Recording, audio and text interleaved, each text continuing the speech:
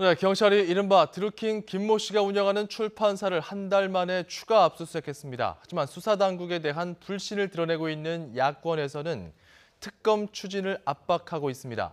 자, 유용화 한국외대 교수, 서성교 바른정책연구원장과 함께 대담 나눠보겠습니다. 두 분 어서 오십시오. 안녕하세요. 네. 예, 일단 오늘 그 경찰의 느릅나무 출판사 추가 압수수색이 이루어졌죠? 네, 그렇습니다. 그런데 언론에서는 뒷북 수사, 늦장 수사라고 이름을 달고 있던데요. 그러니까 이 드루킹이 구속된 지 한 달 만에 다시 한번 추가 압수수색인데, 그러니까 CCTV를 확보했다든가 이번에 그 USB도 하나 발견했다 이렇게 했습니다만은 워낙 이주민 경찰청장이 그 동안에 좀 말을 바꿨기 때문에 물론 뒤늦게 이렇게 좀 뭐 상당히 인원도 많이 보강했고 실제로 상당한 수사팀을 운영하고 있는 건 사실이라서 좀 우리가 기대는 할 수 있겠습니다만은. 새로운 정황 증거라든가 제대로 된 수사를 기대할 수 있겠습니다만 그 이전에 경찰이 뭔가 국민적 의혹을 받을 수밖에 없는 그런 언행이라든가 청장이 또 수사의 미흡성이라든가 또 검찰에 넘길 때도 뭐 그 넘겼던 핸드폰을 다시 또 가져와서 지금 한다든가 여러 가지 미흡한 점이 많기 때문에 하여튼 뭐 뒤늦게라도 이렇게 해서 제대로 된 수사를 해서 이 국민적 의혹을 좀 깔끔하게 풀어야 되지 않겠습니까? 그런 점들이 중요한 점이 될 거라고 생각합니다. 한 달여 만에 당시에는 CCTV를 확보하지 않았었는데 그 사이에 그 출판사 직원 등으로 보이는 사람들이 왔다 갔다 하는 모습도 포착이 되고 하면서 경찰 입장에서는 추가 수색을 하게 됐다. 압수수색을 하게 됐다고 얘기했는데 그 사이에 좀 증거들이 인멸됐을 가능성도 있을까요? 네, 상당히 많이 인멸됐다고 봐야 되겠죠. 그리고 아까 말씀하신 대로 경찰이 대국민 신뢰를 완전히 상실했습니다. 지금 소잃고 외양간 고치기식으로 이렇게 오늘 2차 압수수색을 했는데 오늘 확보한 자료를 보면 CCTV 그런데 3월 20일 전후로 된 CCTV 자료는 없다는 거거든요. 최근 아마 CCTV 자료와 그다음 주변 차량의 블랙박스를 확보했다는데 그게 과연 증거로서 수사하는 데 도움이 될지 그다음에 인터넷 카페 그 회원들 명단을 확보했다 그러는데 사실 지난번 1차 그 압수수색할 때도 인터넷 그 아이디라든지 비밀번호를 많이 확보를 했습니다. 그리고 휴대전화도 170여 개를 확보했는데 경찰이 그동안 이런 휴대전화를 왜 추적을 안 했는지 이런 부분에 대해서 국민적 의구심이 많고 이렇기 때문에 또 그 이주민 서울경찰청장도 말 바꾸게 하면서 국민의 신뢰가 상당히 많이 떨어져 있지 않습니까? 지금이라도 제대로 좀 수사를 했으면 좋겠다는 생각입니다. 자, 여전히 민주당에서는 일단 일부 당원의 개인 일탈이다 하면서 큰 그림에서는 선을 긋고 있는데 지금 어제 같은 경우 김경수 의원의 보좌관과 드루킹 측 인사와의 돈 거래가 있었다 이런 보도가 나왔는데 경찰이 이걸 확인해 줬어요. 그렇습니다. 지금 이게 지금 드루킹 사건의 한 두 가지 정도가 핵심이죠. 하나는 첫 번째로는 이제 이 여당과 조직적인 연계를 통해서 선거 때 활동했느냐 이 문제가 있는 것이고 두 번째는 이제 이러한 그 조직적이고 전문적이고 직업적인 조직을 운영해 나가는데 그 돈이 도대체 어디서 났느냐 자기네들이 11억이라고 얘기했기 때문에 그렇기 때문에 이 돈 문제가 나왔을 때는 상당히 예민할 수밖에 없는 것 같습니다. 그래서 김경순이 뭐 언론 보도인데요. 하여튼 뭐 불출마를 고민하고 출마를 고민하게 됐던 이유가 이 500만 원 부분이었다. 그러니까 나중에 이제 보좌관 부분이 뭐 밝혀져서 그다음에 출마 의사를 밝혔다 그러는데요. 하여튼 그건 뭐 추측성 보도입니다만은 하여튼 이 500만 원 거래가 있었다라는 것은 상당히 예민하게 반응할 수 없는 밖에 없고요. 그래서 이것이 그 무엇이냐라는 거죠. 인사청탁과 관련된 부분이냐. 근데 이제 좀 상식적으로 생각해 봤을 때 총영사관에 대한 대가성으로서 500만 원이다. 이건 좀 이렇게 맞는 액수 같지는 않아요. 일단 내용을 보면 경찰이 확인한 바는 그렇습니다. 그 텔레그램 내용들을 확인해서 이렇게 그 수사를 해보니까 드루킹 측에서 500만 원을 지난 대선이 끝나고 나서 김경수 의원의 보좌관 A 씨한테 줬다는 거예요. 그렇죠. 그런데 드루킹이 구속되고 나서 그러고 나서 다시 그 보좌관 A 씨가 돌려줬다는 겁니다. 500만 원을. 이 돈이 왜 갔다가 다시 왔는지 이것 자체로는 문제가 되지 않는 건지 여기에 대해서도 의혹이 지금 증폭되는 거잖아요. 개인적인 일탈 또는 개인적으로 돈 거래라 그러는데 이게 시점을 보면요. 작년 5월 11일 대선 직후에 500만 원을 건네서 받았고요. 그리고 올 3월 21일 날 드루킹이 구속된 직후에 돈을 상환했다는 거거든요. 약 10개월 동안의 시점이 있습니다. 만약에 드루킹이 조사를 받거나 구속되지 않았으면 이 돈을 상환하지 않았을 것 같거든요. 그러면 이 돈이 어떤 목적에 의해서 어떤 이유에 의해서 주어졌는지 이 부분에 대해서 명백하게 밝힐 필요가 있는데 아까 말씀하신 대로 대선 끝나고 난 다음에 단순히 고생했으니까 의례적으로 건넸는 건지 아니면은 인사청탁을 위해 가지고 목적적으로 건넸는 건지 예. 이 부분에 대해서 경찰의 수사가 필요해 보입니다. 예, 그 뭐 경찰은 이제 이 드루킹이 이것을 빌미로 김경수 의원을 압박했었다 이런 설명이었는데요. 김경수 의원은 이렇게 또 이 사안에 대해서 이야기를 했습니다. 보좌관이 500만 원을 받았다가 돌려준 사실을 뒤늦게 알게 됐고 경찰 조사를 통해서 이 부분은 경찰이 수사해서 당사자가 해명해야 될 일이다. 그러니까 김경수 의원에서는 전혀 몰랐던 일이었고 이 사안이 신속한 조사를 통해서 그 경위가 확인되길 바란다 이렇게 이야기를 한 거거든요.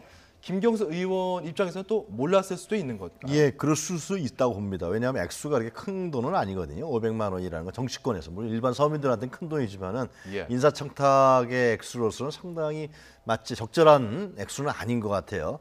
그리고 이제 그 드루킹이 이걸 김경수 의원에게 보내서 협박성 메시지를 보냈다라는 거 아닙니까? 경찰 발표에 따르면은 예. 그렇기 때문에 이 500만 원이 보좌관은 사퇴했다 그러는데 이 어떤 돈이냐라는 부분에 있어서는 뭐 김경수 의원 말대로 난 그거는 크게 뭐 상식에서 벗어난 얘기는 아닌 것 같아요. 그건 예. 하여튼 보좌관이 분명히 밝히고 보좌관이 또 김경수 의원한테 얘기를 했겠죠.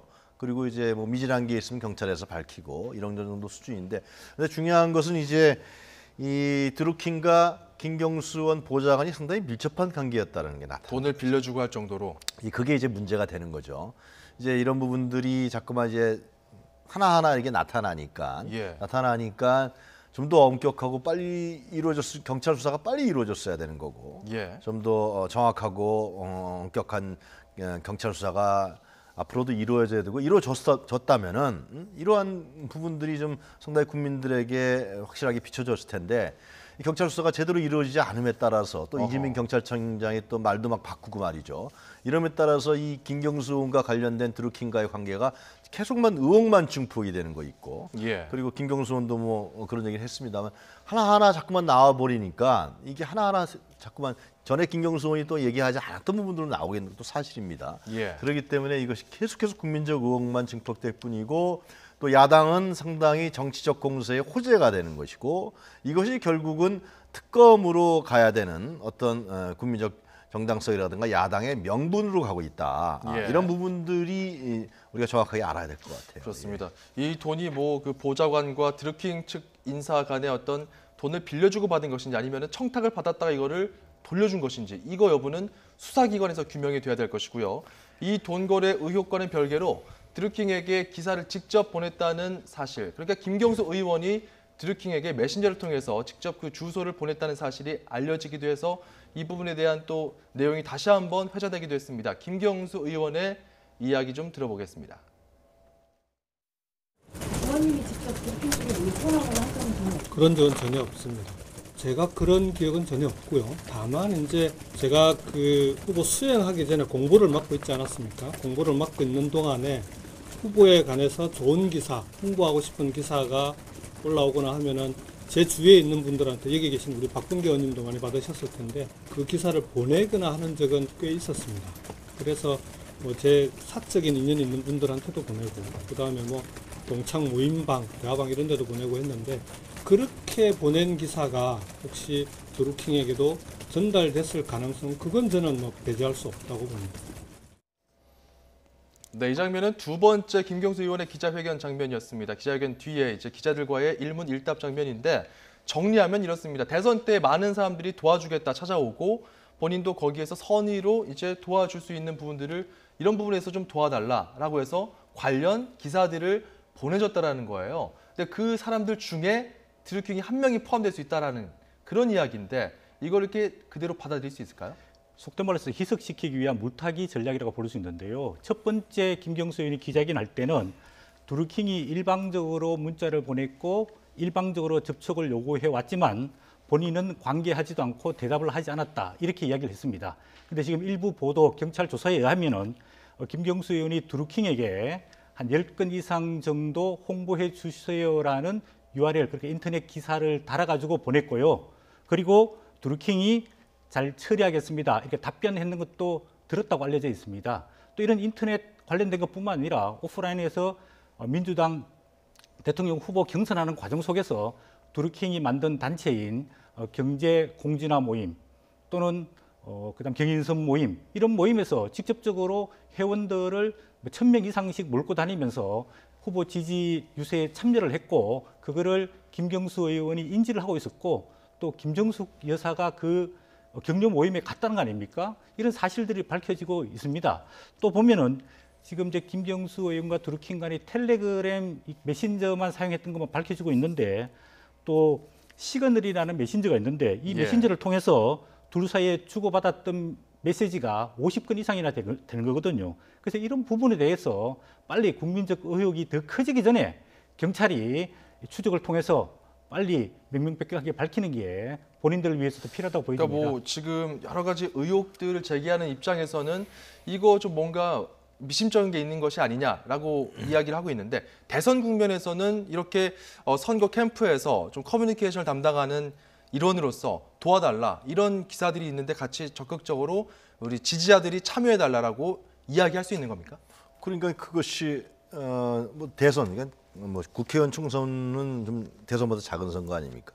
대선 같은 경우는 온라인의 역할이 너무나 굉장히 막중하겠죠. 상당히 이것 특히 포털 사이트에 어떻게 얘기가 여론이 형성되느냐가 이 후보자들 입장에 봤을 때 이후에 대선 전략을 세우는데 굉장히 중요하기 때문에 이 온라인 이렇게 드루킹이라든가 이렇게 온라인에서 파워가 있는 사람들이라든가 그룹을 어느 후보자든 간에 저는 뭐 문재인 후보뿐만이 아니라 어느 후보자들 간에 무시할 수 없었을 거라 생각합니다. 이것은 뭐 예를 들면 찾아와서 도와주겠다.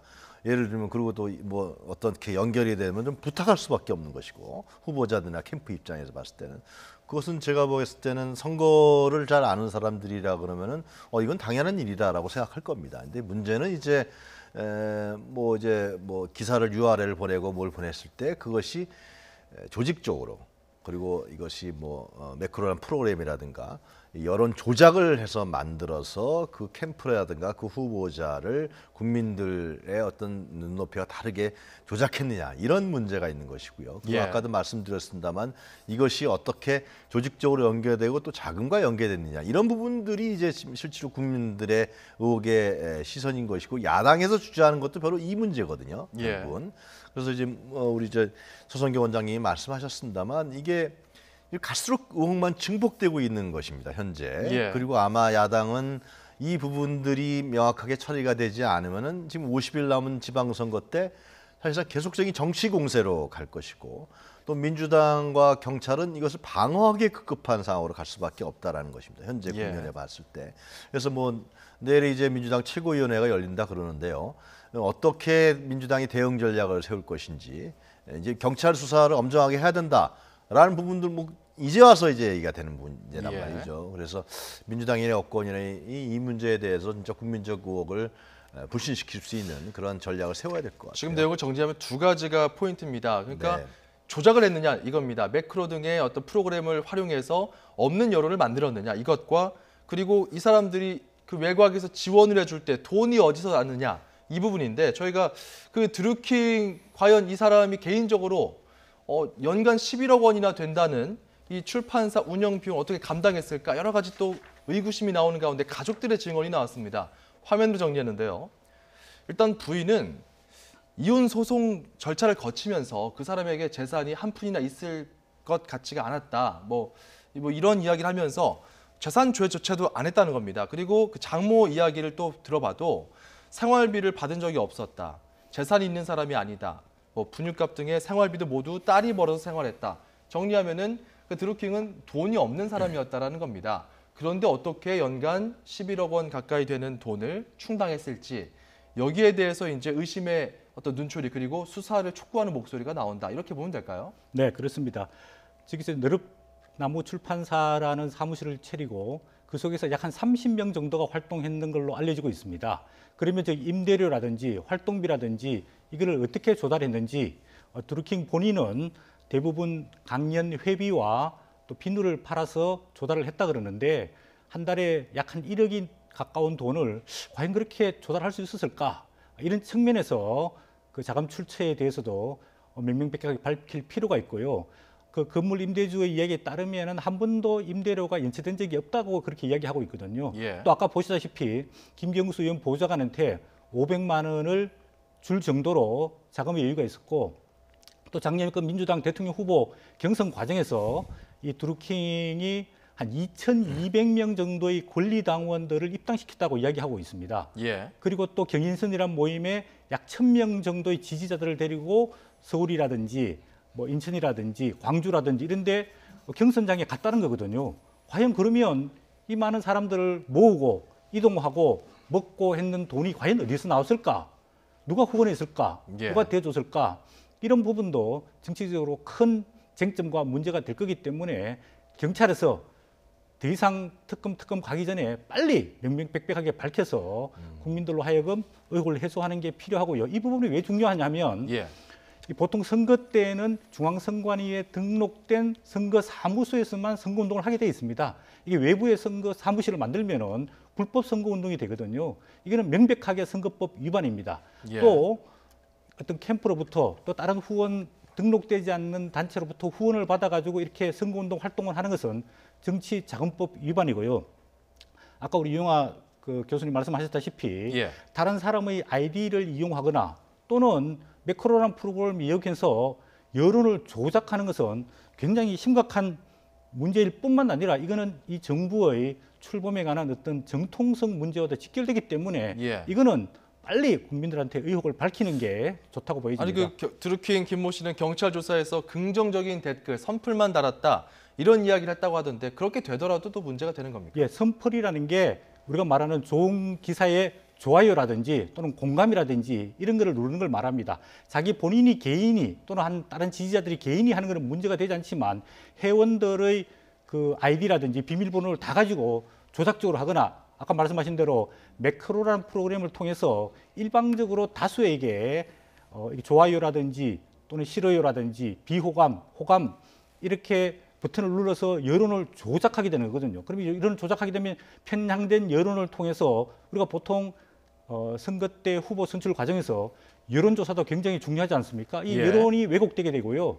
또 그런 조작된 왜곡된 여론에 따라서 그 후보의 지지 성향도 달라질 수 있거든요. 예. 이렇게 했던 것은 명백한 선거와 경선 개입의 불법성이 나타나기 때문에 이런 부분에 대해서 하나하나 사실관계를 밝히고 또 법에 따라서 잘못된 알겠습니다. 것을 처벌하는 게 필요하다고 보입니다. 자발적으로 했다 그러면 자발적 참여를 유도했다 그러면은 그건 나쁜 거 아니죠. 그거는 당연히 예. 저희가 지지하는 후보를 예를 들면 썸플을 달 수도 있고 지지하지 않는 후보한테 댓글로 악플을 달 수도 있는 겁니다. 그거는 뭐 허용된 사안인데 근데 그것이 이제 이러한 그 드루킹의 지금의 경찰 수사라든가 언론 취재를 통해서 드러난 부분에 따르면은 그런 일을 자발적으로 참여를 유도하는 그런 일을 했을 사람 같지는 않다. 어허. 상당히 전문적이고 직업적이고 집단적으로 이러한 걸 굴려나가면서 예를 들면 상당히 정치적 기입들을 할 가능성이 크다. 이렇게 보고 있는 거기 때문에 예. 이 드루킹이 경찰에서 얘기한 뭐 자발적 참여를 자기가 했다라는 것이 잘 이제 믿기지 않는 측면이 있는 것이죠. 예. 네. 뭐 민주당에서는 그렇기 때문에 보다 더 철저한 수사를 지금 국면에서라도 해야 된다는 입장이고요. 그리고 민주당도 그리고 청와대도 피해를 보고 있다는 그런 상황인데 자유한국당을 비롯한 야권에서는 이제 특검 이야기를 계속 이야기하고 있고요. 굉장히 압박하고 있습니다. 관련 녹취 듣고 가겠습니다. 노무현 정권 출범 당시 대통령 비서실 인적 구성 현황입니다. 청와대 민정수석실에는 문재인 현 대통령이 있고 그 산하에 윤대진 사정비서관실 특별감찰반장이 함께 근무했습니다. 현재 서울중앙지검 제1차장 백원우 민정수석실 행정관이 현재 민정비서관으로 있습니다. 청와대 국정상황실 이광재 전 국정상황실장 밑으로 김경수 의원이 행정관으로 있고 이주민 현 서울경찰청장은 청와대 국정상황실에 파견이 돼 있습니다. 이런 옛 종지들끼리 수사를 하고 그 수사를 받는 피의자는 김경수 의원입니다. 이런 수사지휘부가 수사를 할 수 있는 자격이 있는 것입니까? 대통령의 복심, 정권의 핵심 실세가 개입된 정권 차원의 대형 게이트입니다. 특검은 이럴 때 하라고 있는 것입니다. 더 이상 시간을 끌면 국민들이 직접 나설 것입니다. 똑같은 경찰 수사인데 드루킹 김경수 게이트 사건과 조현민 사건 수사가 달라도 이렇게 다를 수 있습니까? 조현민 사건에 대해서는 전방위적으로 수사를 하고 한진그룹 일가의 솜털 하나까지 파헤치고 있었고 대통령께서 언급까지 하셨는데 청와대와 민주당은 드루킹 사건과 관련한 경찰의 수사 미진을 지적하는 목소리는 없습니다. 문재인 대통령께서 드루킹 김경수 게이트에 대해서도 검경의 성역 없는 수사를 촉구해 주시기 바랍니다. 특검 도입에도 적극 찬성의 뜻을 밝혀주시기 바랍니다. 여기에 민주평화당의 지도부까지 내일 3당이 또 만난다고 합니다. 그렇습니다. 야 3당 입장에서는 상당히 그 특검 도입에 대해서 보다 진전된 이야기를 내놓을 가능성도 있는데요. 민주당 입장에서는 상당히 좀 곤혹스럽다라고 봐야 될까요? 예, 지금 곤혹스러워하는 것 같고요. 뭐 추미애 대표라든가 지도부는 특검은 안 된다 그러지만 당내 일각에서는 특검이 이제 불가피한 것이 아니냐 이런 얘기가 나오는 게 사실입니다. 제가 봐도 특검은 불가피한 상황으로 자꾸만 가고 있는 것 같습니다. 그러니까 지금 경찰이 처음에 초등수사라든가 이런 부분들에서 제대로 했다 그러면은 이주민 청장이 예를 들면 사과나 말 바꾸기 안 했다 그러면은 민주당의 어떤 이러한 입장이 설득력이 가질 수 있는데 자꾸만 경찰이 뒷북수사라고 뒷장수사라고 말 바꾸기 하는 데 따라서 이것은 특검으로 갈 수 있는 명분을 주고 있다라는 것이죠. 그리고 이 문제는 지금 특검으로 가야 되는 부분이 왜 그러냐면은 현재 이 지방선거가 이제 50일밖에 안 남았기 때문에 아마 야당의 정치 공세는 날이 갈수록 더 해줄 것이고요. 예. 지금 김경수 의원이 경남지사 출마를 했는데 경남지사 선거가 제대로 되겠습니까? 이 부분들에 대해서 명확하게 확실하게 정리가 안 된다 그러면 김경수 의원은 항상 중앙 언론에서 이 드루킹 사건과 연관된 부분으로 가게 돼요. 선거운동 자체가 상당히 달라질 수밖에 없는 측면이 있는 것이죠. 그래서 청와대도 지난주에 뭐 공식적으로 부인을 했습니다만은 어느 한 언론에 청와대가 특검 수용의 의사가 있다. 그리고 당에 전달했다. 그런 기사가 떴던 게 사실 정치권이 국회가 원하면은 청와대는 거기에 맡긴다. 예, 이런 공식적으로 이제 입장이었죠. 김의겸 대변인은 그렇게 얘기했습니다만은 뭐 그것이 오보일 수도 있겠지만은 그런 얘기가 나왔단 말이죠. 그런 걸 봤을 때는 결국은 민주당 입장이라든가 지방선거를 했을 때는 이건 빨리 털고 가는 것이 좋다. 오히려 실제로. 특검을 빨리 받자. 뭐 새로운 사실이 나오면 새로운 사실에 맞게 예. 또 책임질 사람은 책임지고 이렇게 나가야 되는 것이지 이건 어차피 나올 수밖에 없는 사실인 거거든요. 실제로 이런 부분들이 계속 꼬리에 꼬리를 물고 나타나고 있기 때문에 예. 그래서 내일 아마 민주당 최고위원회가 열리는 걸로 알고 있습니다. 그래서 특히 지금 이제 앵커께서 지적하신 대로 야3당이 특검 공조를 하게 되면은 이 문제는 이번에 이 드루킹 사건뿐만 아니라 지방선거에서도의 공조 체제가 자연스럽게 예. 그리고 국민들에게 설득력이 있는 형태로 야3당의 공조 거기다가 제가 보기엔 정의당도 안 들어올 수 없을 겁니다. 왜냐하면은 지방선거에서 자기 존재감을 부각시키지 않으면은 그 당에 있는 후보자들한테 표를 안 주게 돼요, 국민들은. 예. 그렇기 때문에 정의당도 제가 보기엔 이런 상태가 지속된다 그러면 야4당 공조에 들어오는 건 시간 문제다. 예. 저는 그렇게 보고 있기 때문에 알겠습니다. 빨리 특검을 수용해서 국회를 정상화시켜서 털고 갈 건 털고 가고 알겠습니다. 그리고 문제가 있는 건 정리를 하는 것이 제가 보기엔 맞다 알겠습니다. 생각합니다. 민주당 네. 입장을 또 듣지 않을 수가 없습니다. 추미애 대표는 일단 지금의 상황 국민이 곱게 볼 리 없다는 이야기를 했는데요. 듣고 가겠습니다. 자유한국당의 천막 논쟁이 사활제로 접어들고 있지만 이를 지켜보는 민심은 싸늘하기만 합니다. 예전에 차떼기 정당 시절의 천막 감사 역시 결국 쇼였지만 나름대로 별기도 있고 흥행도 있었다고 했습니다. 그러나 지금의 천막 논쟁은 명분도 대책도 민심도 없는 산무 논쟁이라 하겠습니다. 민생국회, 개헌국회, 추경국회를 내팽개친 국회가 그 어떤 주장을 해도 국민이 곱게 볼 리가 없습니다. 호기롭게 장애투쟁을 선언하고는 심리도 못 가서 국회의사당 앞에 자리 잡은 것은 언제든 다시 돌아오겠다라는 뜻이라 생각됩니다. 국가정보원 댓글 사건으로 재판에 넘겨진 원세훈 전 국정원장에 대해 징역 4년형이 확정되었습니다. 자유한국당이 국가기관들을 동원한 권력형 댓글 조작과 드루킹 일당의 댓글 장난은 동일시하는 것은 파리를 보고 세라고 하는 것과 같은 이치입니다. 드루킹 일당은 한마디로 자신의 온라인 영향력을 내세워 권력에 줄을 대고 이권을 노려온 온라인 선거 브로커에 불과합니다. 수사당국은 하루속히 철저히 진상규명으로 부풀려진 야당의 의혹을 조속히 해결하도록 해야 할 것입니다. 네, 특검 논의를 일단 차치하고라도 보더라도 국정원 댓글 공작, 지난 정권 때의 그런 문제는 새에 비유할 수 있고 드루킹 사건 같은 경우는 파리에 비유할 수 있는데 파리를 가지고 너무 침소봉대한다 이런 입장이에요. 네. 추미애 민주당 대표가 지금 자유한국당을 비판하거나 나무랄 일이 아닙니다. 왜냐하면 이 드루킹 문제는 민주당에서 고발을 해서 시작된 거거든요. 그리고 문제가 드러나게 되면은 잘못한 부분에 대해서는 책임을 지고 사과를 해야 됩니다.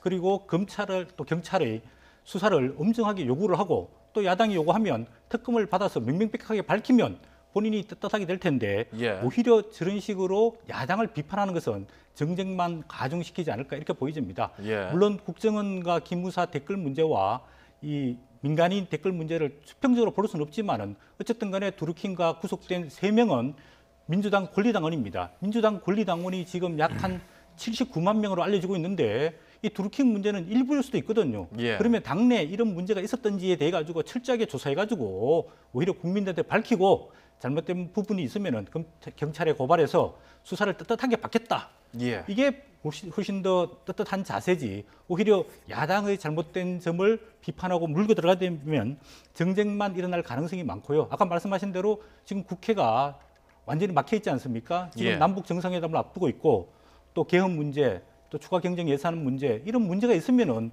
여당이 이 국정을 풀기 위한 노력을 해야 됩니다. 예. 그런데 민주당이 보면 또 지금까지 미투 문제로 인해서 그 안희정 전 충남지사가 사퇴하게 되고 정봉주 서울시장 후보가 불출마를 하게 되고 또 김기식 금감원장이 또 사퇴하게 되고 이런 여러 가지 궁지와 공경에 처했는데 예. 이런 좀 더 긍정적으로 전국을 돌파하기 위한 아이디어와 노력이 필요해 보입니다. 알겠습니다. 그러니까 물론 이제 예. 국가 권력이 개입해서 국민 세금으로 댓글 조작한 거라 이러한 비밀 조직했던 건 차이는 있습니다. 그런데 예.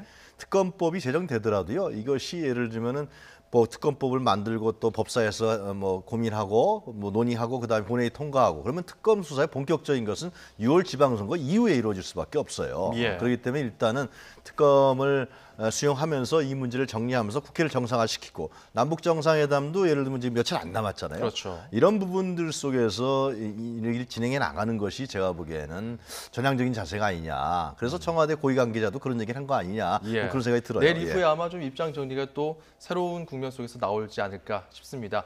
유영화 한국외대 교수, 서성교 바른정책연구원장과 짚어봤습니다. 두 분 고맙습니다.